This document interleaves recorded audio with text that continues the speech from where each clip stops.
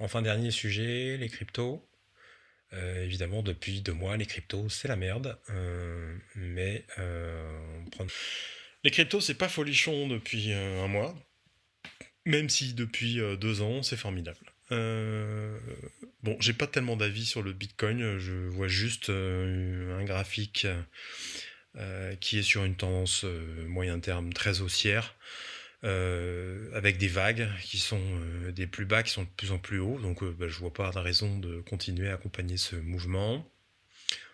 J'ai pas de position sur le fait que ce soit la révolution, le nouvel or numérique, etc. En tout cas pas sur le Bitcoin.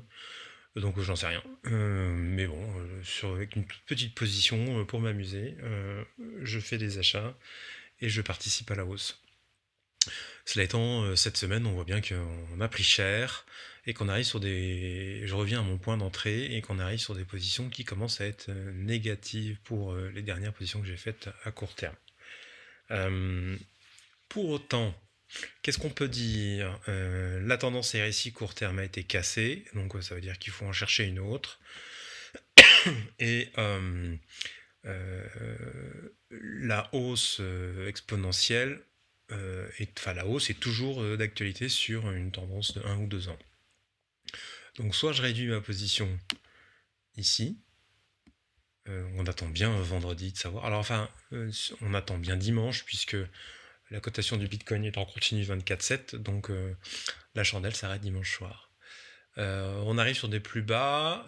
Il y a deux façons de voir les choses. Soit ces plus bas sont cassés, je pense notamment à la moyenne mobile ici, et dans ces cas-là, il faudrait plutôt réduire.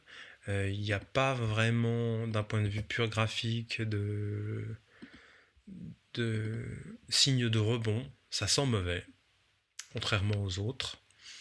On pourrait juste peut-être éventuellement dire que d'un point de vue RSI, on touche un plus bas. Quand on touche un plus bas, ça veut dire deux choses. Soit ça rebondit et ça repart, soit ça veut dire que ça va baisser. Habituellement, on a des drapeaux ou des zones de tergiversation, puis ça redescend. Là, elles sont quand même de moins en moins espacées, avec beaucoup plus de doutes. Contrairement à ce qu'on pense, le Bitcoin est un marché ultra concentré. Beaucoup de gens ont réussi à acheter beaucoup de Bitcoin et devenir des acteurs majeurs. Je les connais pas. Je fais répéter ce que j'ai lu par ailleurs. Et donc, celui qui vend une grosse masse fait plonger l'ensemble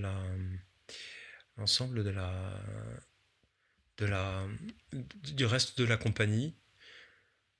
Donc il faut se méfier. Maintenant j'ai une toute petite position qui fait absolument pas mal pour moi. Enfin j'ai deux positions quand même.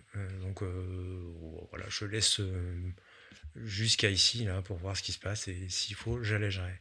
Ethereum